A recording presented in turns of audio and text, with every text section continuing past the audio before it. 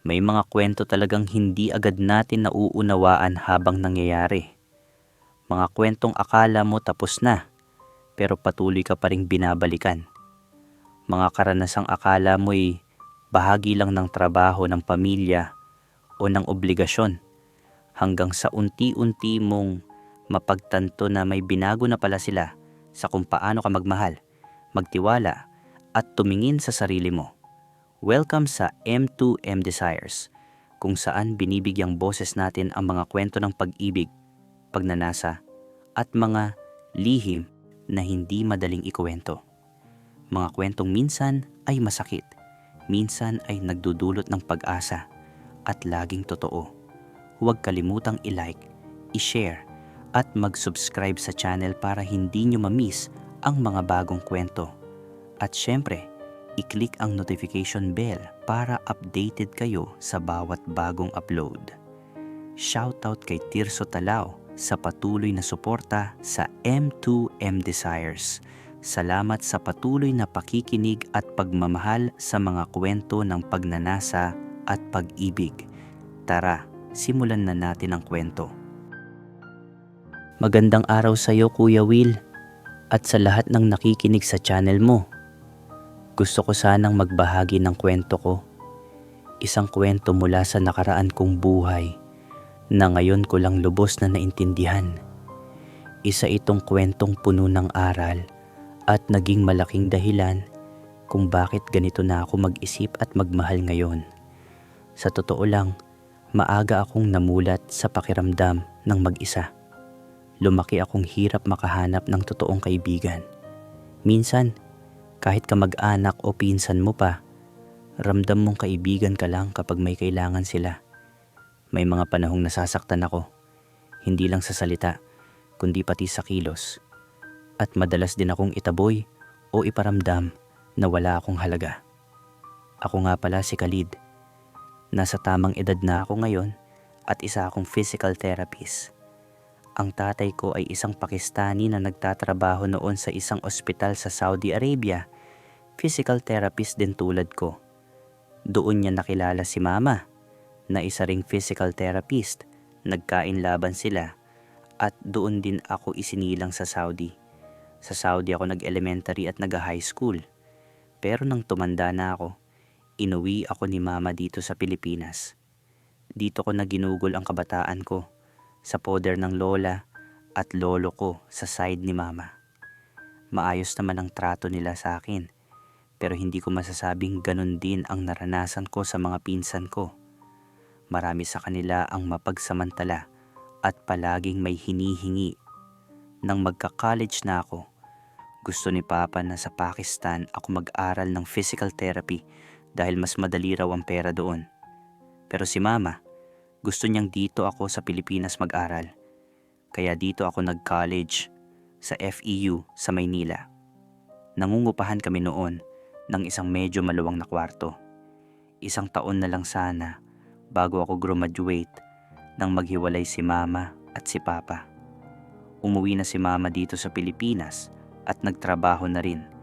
Kaya kaming dalawa na lang ang magkasama sa inuupahan namin. Doon ko lalong nakita kung gaano kaalaga at kasipag si Mama bilang ina. Sa totoo lang, parang magkabarkada lang kami. Baby face kasi si Mama at sobrang gaan niyang kasama. May isa akong pinsan na nag-aaral noon sa Arellano. Varsity player siya at sikat sa school dahil sa sobrang gwapo niya. Napapanood pa nga siya minsan sa TV. Madalas siyang pumunta sa inuupahan namin. At sa totoo lang, kahit sinong makakakita sa kanya, mapapatingin talaga sa gwapong dala niya. Inaamin ko, Kuya Will, kahit hindi naman kami close ng pinsan kong buo, malaki talaga ang paghanga ko sa kanya. Gwapo kasi siya at alam kong mapapansin talaga ng kahit sino. Pero kahit ganun, hindi ko kailanman ipinahalata sa kanya ang nararamdaman ko. Isang araw, late umuwi si Mama at nag-message siya sa akin. Sabi niya, "Khalid anak, late na ako makakauwi. Huwag ka na magluto. Sabi ng tito mo, siya na raw ang bibili ng ulam natin." Nang makauwi ako galing school, Nadatnan ko sa bahay ang pinsan ko at ang boyfriend ni mama. Nag-iinuman sila. Tahimik lang ako.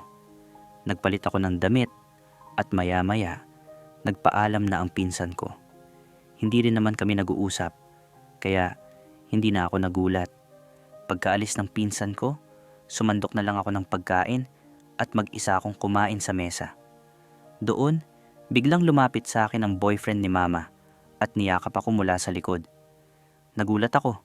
Sabi niya, "Khalid, ilang buwan na lang, magtatapos ka na." Sumagot ako, "Opo, tito." "Mag-a-abroad na kayo ng mama mo?" tanong niya. Sagot ko naman, "Depende po." Habang nagsasalita siya, nakaakbay ang kamay niya sa likod ko. Ramdam kong masyado siyang malapit. Umiwas ako, pero parang lalo niyang idiniin ang yakap niya. Kinabahan na ako.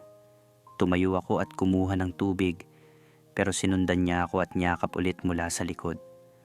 Doon na ako nakaramdam ng kakaiba. Sinabi ko, "Tito, lasing ka na ata." Bigla niyang sagot, "Alam ko naman na silahis ka." Doon na ako nagsalita, "Tito, ano bang sinasabi mo? Isusumbong kita kay mama." Bigla niya akong niyakap ng mahigpit at sinabi, "Kahit magsumbong ka pa, wala akong pakialam." Doon na ako tuluyang pumiglas. Mabuti na lang at wala nang nangyari. Kinabukasan, isinumbong ko lahat kay mama. Hindi nagtagal, naghiwalay sila. Lumipas ang ilang araw. Isang Miyerkules ng gabi, matutulog na sana kami ni mama nang may kumatok sa pinto. Pagbukas namin, ang pinsan ko pala, yung nag-aaral sa Arellano. Sabi niya kay mama, "Tita, may problema po ako." Kwento niya, baka raw hindi siya makasali sa graduation dahil may 2 subject siyang bagsak. Dagdag pa niya, buntis daw ang girlfriend niya. "Hindi ko na po alam ang gagawin ko, tita," sabi niya. Biglang nagalit si mama nang marinig ang kwento ng pinsan ko. Sinabihan niya ito na bahala na siya sa buhay niya, na masyado raw siyang mayabang at akala niya ay hindi siya nagkakamali. Ramdam ko ang inis at pagkadismaya ni mama. Doon na ako nagsalita, Kuya Will. Sinabi ko kay mama, "Ma, maaga pa ang pasok ko bukas at maaga rin ang duty mo. Pauwiin mo na lang muna siya sa probinsya." Dahil gabi na rin, doon muna pinatulog ni mama ang pinsan ko. Hindi na ako nakisali sa usapan. Pumasok na lang ako sa kwarto at natulog. Maaga nagising si mama kinabukasan. 5:00 pa lang ng umaga, nakaalis na siya para sa duty niya. Pagkababa niya, ako naman ang nagayos ng sarili ko para pumasok. Nasa kusina ang pinsan ko. Tahimik lang kami pareho. Nagtimpla siya ng kape at walang nagsasalita. Maya-maya, ako na ang nagsalita. "Sasabay ka na sa akin. 6:30, baba na ako. Hindi ka pwedeng maiwan dito mag-isa," sabi ko. Bigla siyang nagalit. Minura niya ako at tinawag sa masasakit na salita. Hindi ako sumagot. Inulit ko lang, "Dapat 6:30, sabay ka na sa akin. Hindi ka pwedeng maiwan dito." Bigla siyang tumayo at nagsalita ng mas masakit. Sinabi niyang alam daw niya na may iniisip ako tungkol sa kanya at kahit kailan daw ay hindi mangyayari ang iniisip ko. Sa galit niya, gumawa siya ng bastos na kilos para lang mang-insulto. Sa kanya ako sinampal ng malakas.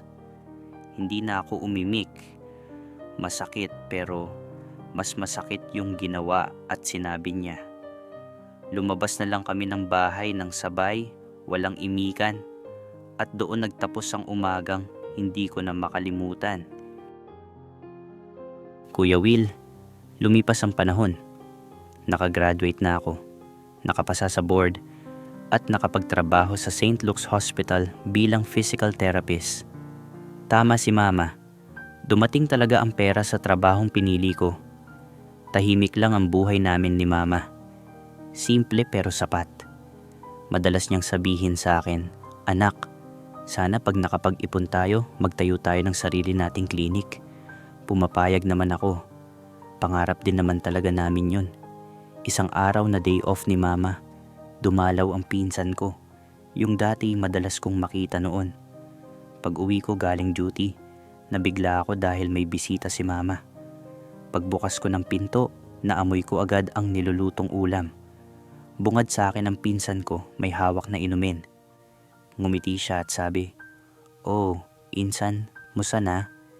Iba na ang ngiti niya, hindi na tulad ng dati. Sumagot ako, "Oh, long time no see, saan ka na ngayon?"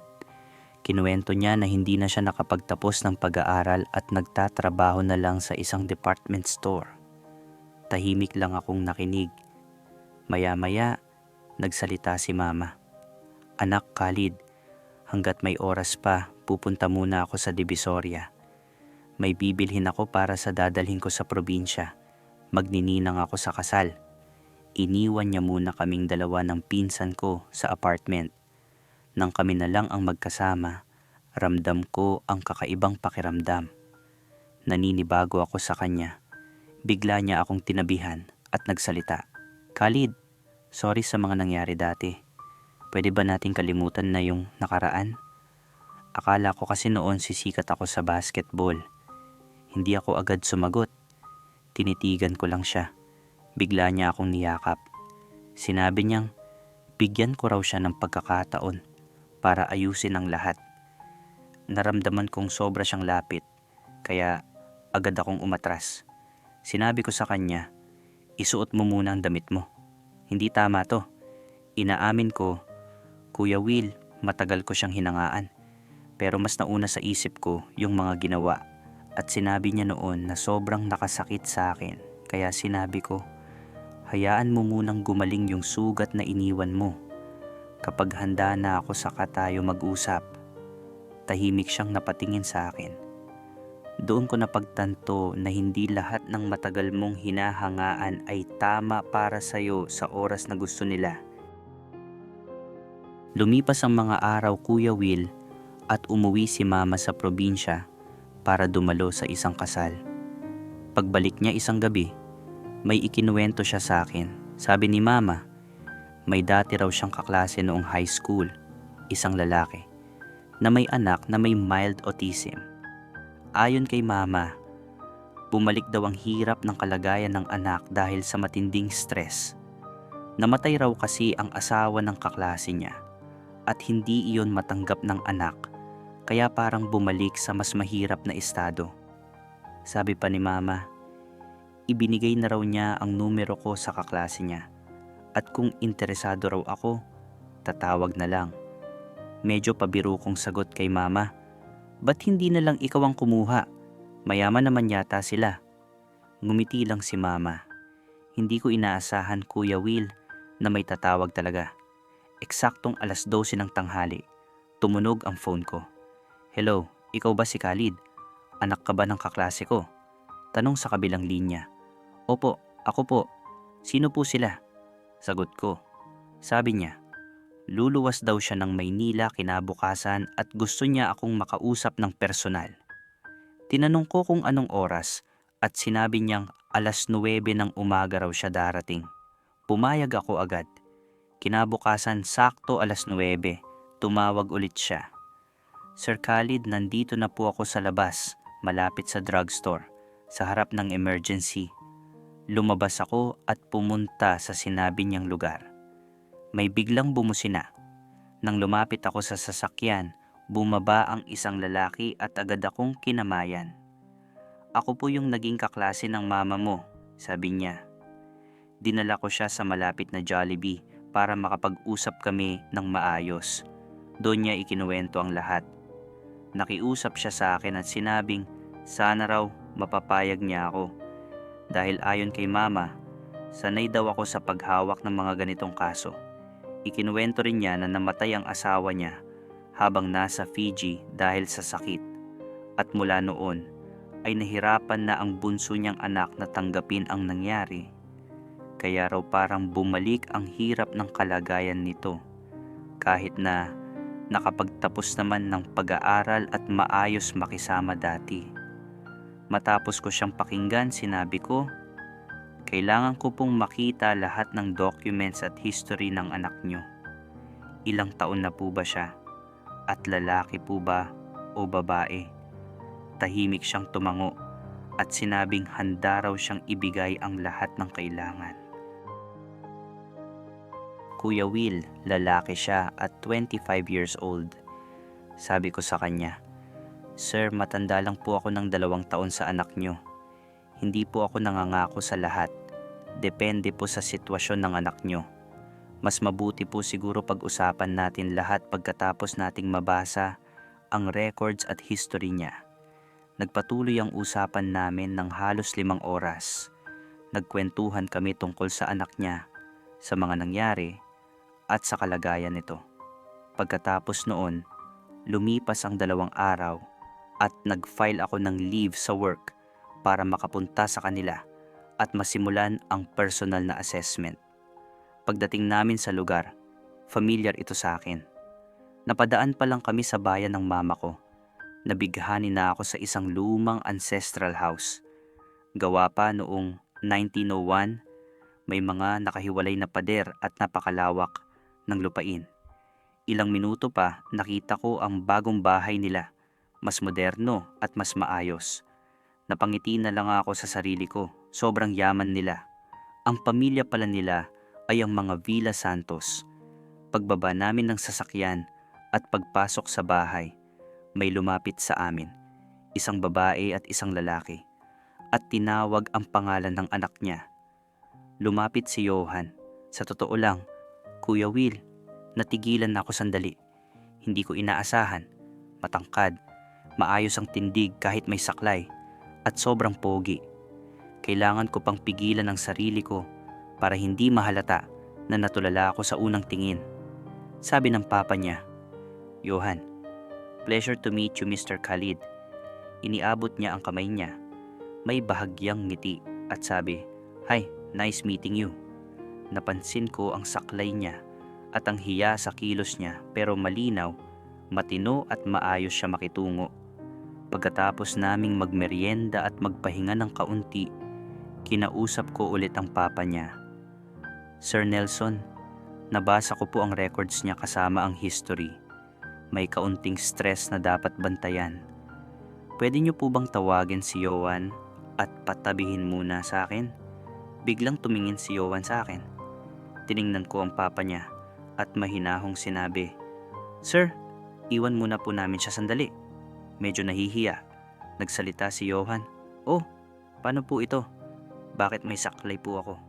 Sumagot ako, "Sir, nahulog po kayo dati sa santol. Mababa lang naman." Tumingin siya sa akin at umupo sa tabi ko. "Sige," sabi ko, "dito ka muna."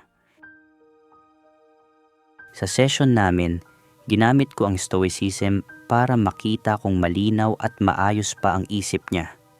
Nang makaupo siya sa tabi ko, tumayo ako at dahan-dahang lumapit. Marahan kong hinawakan ang chin niya at sinabi, "Johan, huwag kang mahiya. Tignan mo ang mata ko. Hindi ako masamang tao." Nakayuko pa rin siya, kaya hinalikan ko siya sa pisngi. Nang tumingin siya sa akin, kita ko ang hiya sa kanyang mga mata. Mahina niyang sambit, "Sir, nahihiya po ako." Sinagot ko siya, "Wala kang sakit. Kailangan mo lang ng aruga at pagmamahal. Kapag nakipagkwentuhan ka sa akin, hindi kita iiwan. At kung gusto mo ring makalakad ng walang saklay, pwede nating pag-usapan yan." "Opo, sir," sagot niya. Tinawag ko ang ama niya, si Sir Nelson, at lumapit siya sa amin. Maingat kong sinabi, "Sir, napansin ko lang po, si Johan may halong amoy ihi at dumi. Parang hindi siya masyadong naalagaan sa pagligo." Diretso akong tumingin kay Sir Nelson at mahinahon kong sinabi, "Sir, magiging tapat po ako sa inyo.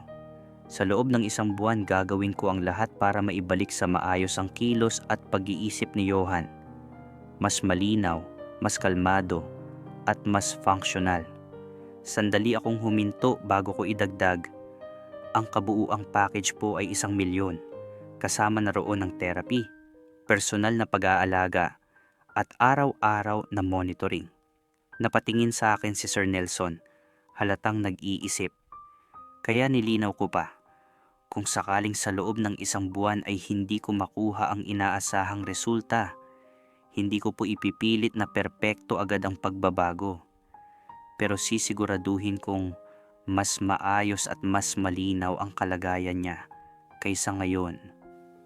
Kung dadalhin niyo po siya sa ospital o sa iba't ibang espesyalista, posibleng umabot pa kayo ng 5 milyon. Tahimik siyang tumango bago nagsabi, "Kung yan po ang tingin niyo na makakabuti sa anak ko, pumapayag ako." Kuya Will, doon ako napauo sa naging kasunduan namin. Sa unang gabi ko sa bahay nila, ako na ang nag-asikaso kay Johan at nagpaligo sa kanya. Kumpleto ang mga gamit. Makikitang sagana sila sa gamot at sa pangangalaga. Kuya Will, sa unang gabi ko sa bahay nila, kinausap ko muna si Johan para kumalma at makuha ang loob niya. Tahimik lang siya pero ramdam kong unti-unti siyang nagiging panatag. Nang malapit na siyang matulog, inihanda ko na ang mga gamit para sa therapy. Pinahiga ko siya sa kama at dahan-dahan kong hinipo ang bahagi ng balakang niya. Hinahanap kung saan parang naiipit ang mga ugat. Bigla siyang nagsalita, "Papa." Lumapit ang ama niya, kasama ang kapatid ni Johan. Tumingin sa akin ang papa niya at sabi, "Akala ko magmamasahe ka, pero parang sobrang gaan ng kamay mo. Parang wala naman masyadong mararamdaman sa pagmamasahe mo." Bago pa ako makasagot, mahinahong sinabi ng kapatid niya, "Pa, physical therapy po ang ginagawa niya. Iba po yun sa karaniwang masahe." Tumango ang ama niya. Nagsenyas ako na okay na, kaya nagpaalam na sila at lumabas ng kwarto. "Sige, Johan," sabi ko, "subukan mo munang magpahinga. Mamaya, mararamdaman mo na yung ginhawa." Nang tumihaya na siya, napansin kong gising ang Junjun niya at tinakpan niya ng kamay niya. Tinanong ko, "Oh, bakit mo pinatong ang kamay mo dyan? Nahihiya ka ba sa akin?" Ngumiti siya at sabi, "Sir, nahihiya po ako." Inalis ko ang kamay niya at hinalikan ko ang kamay niya. Sa totoo lang, Kuya Will, nawala yung focus ko sa paghihilot kasi lumabas sa boxer si Junjun na galit na galit. Natapos namin ang paghihilot sa buong balakang niya. Pagkatapos, hinila niya ang kamay ko at sabi, "Sir Khalid, salamat po." Kuya Will, araw-araw iba-iba ang klase ng ginawa kong therapy sa kanya. Kasabay ng physical therapy, binibigyan ko rin siya ng oras para magbasa ng libro at tinuturuan ko siya ng logic at mental exercises ng stoicism para sa mental freedom niya. Nung mga 3 linggo na akong kasama niya, halata na ang malaking pagbabago. Hindi na niya kailangan ng saklay at mas nakafocus na siya sa pagbabasa. Wala na yung takot na baka bumalik yung dati niyang mild autism. Pagdating ng pang-4 na linggo, halos 1 buwan na akong kasama niya. Normal na yung routine namin bilang physical therapist at sinabi ko kay Johan na nalalapit na akong umalis dahil magaling na siya. Bigla siyang sumigaw, "Ah, sabi mo dito ka muna. Wala kang sinabi sa akin na 1 buwan lang." At bigla niya akong niyakap ng sobrang higpit. "Khalid, please stay," sambit niya, sabay halik sa labi ko. "Please Khalid, maawa ka sa akin." Kuya Will, noong last day ko sa kanila at nabayaran na ako, last tulog ko rin sa kanila, kumain sila sa labas at kasama ako. Sa loob ng restaurant, bigla siyang nag-alala. "Papa, sasama ako sa kanya. Pag umalis na siya, maiiwan na naman ako mag-isa. Kasama ko lang ang katulong natin." Buti pa, hindi muna dinala sa bahay natin si Khalid kung iiwan din ako. Ang nangyari, Kuya Will, kinausap na mahinahon ng papa niya. Okay, sabi niya. "Okay anak, pwede ka sumama sa kanya, walang problema." Kuya Will, last na gabi, nung matutulog na kami, Dahil may sarili akong kwarto, hindi siya humiwalay sa akin. Sabi niya, Khalid, sa kwarto ko dun ka matulog. Baka iwan mo ako. Nang tumabi ako sa kanya, nag-usap kami, puso sa puso. Johan, pag nandito ako lagi na. Wala na akong trabaho, magaling ka na. Bigla niya akong hinalikan sa labi. Mahina, pero ramdam mo yung intensyon. Sabi niya, Khalid, mula nung dumating ka dito, di na ako gumamit ng flashlight. Pag hinihilot mo buong katawan ko, kusa lumalabas ang init ko dahil sa lambot ng kamay mo. Hindi mo ako sinamantala. Trabaho lang ang pinunta mo rito. Ngayon naman Khalid, gawin natin yung napapanood natin na parang mag-asawa. Di ako magrereklamo dahil mahal kita. Kuya Will, ang hirap ng sitwasyon ko, napaibig ako sa client ko. Ni minsan, never pa ako nakatikim sa kapwa lalaki. Oo, may nararamdaman ako, pero alam ko kung saan ilalagay ang sarili ko. Dahil sa pagpupumilit niya na mag-sex kami, at dahil tao lang ako at natutokso din, pinagbigyan ko siya. Pero wala akong alam sa ganung bagay. Ang sarap niya, malinis, wala pang alam sa mundo. Pero inibig niya ako.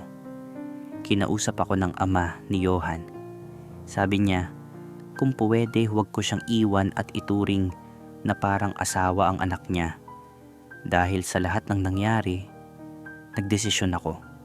Nag-file ako ng resignation sa trabaho ko at dito na ako naghahanap ng pwesto sa isang private clinic para sa autism diagnosis at treatment o bone setting therapy.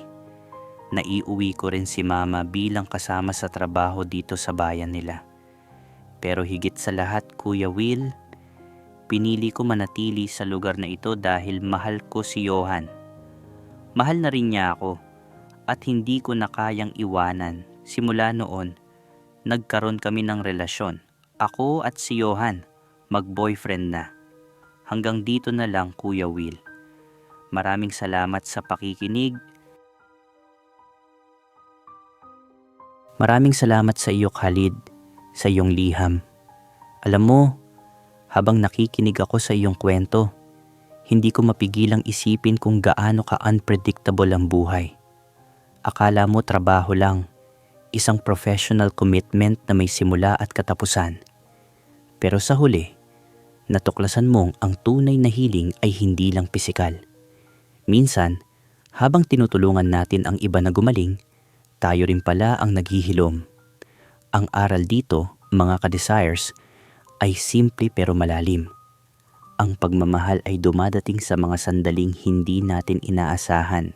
Hindi ito laging perpekto, hindi laging madali, pero kapag totoo, handa tayong tanggapin ang lahat ng kasamang responsibilidad at pagbabago. Kay Khalid, salamat sa tiwala mo. Ipagpatuloy mo ang pagmamahal na iyan. Alagaan mo si Johan at hayaan mo ring alagaan kanya pabalik. Ang mga taong tunay na nagmamahal, hindi sumusuko kahit mahirap.